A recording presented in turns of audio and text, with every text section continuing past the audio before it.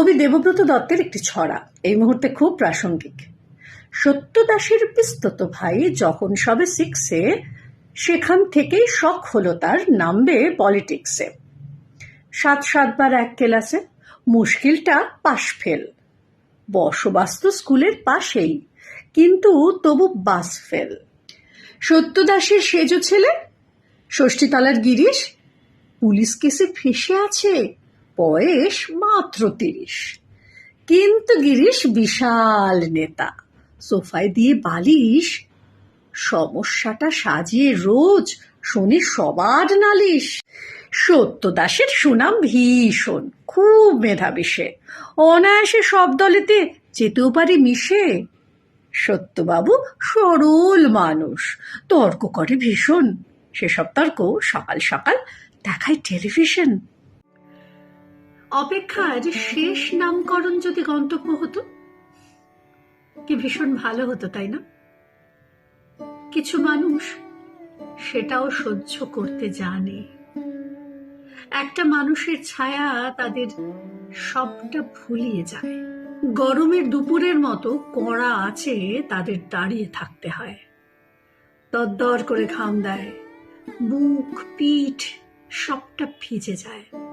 ওর চিন্তায় খাওয়া অবধি হয় না ঠিক করে, ঘুম তো সে কবেকার কথা। আঁচলা ভরে নদী থেকে জল নিয়ে মুখ ধুয়ে নেওয়ার ইচ্ছে অবধি হয় না। সবটাতেই একটা চাপা আঘাত থাকে। তবুও মানুষ অপেক্ষা করে, তবুও মানুষ ভালোবাসে।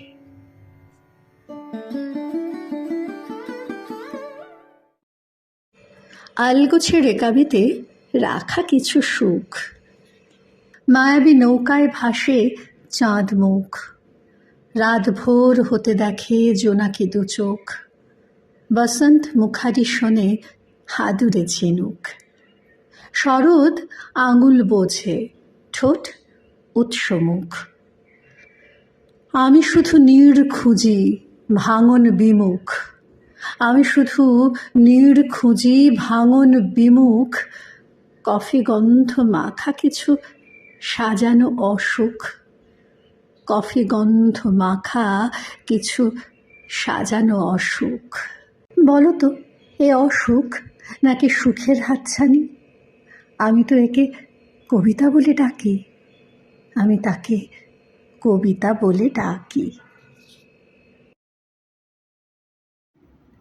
শোনো কাজল চোখের মেয়ে, আমার দিবস কাটে বিবশ হয়ে তোমার চোখে চেয়ে।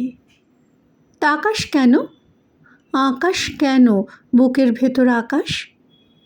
কাজল চোখের মেয়ে, তুই তাকালে থমকে থাকে আমার বুকের বাঁ পাশ।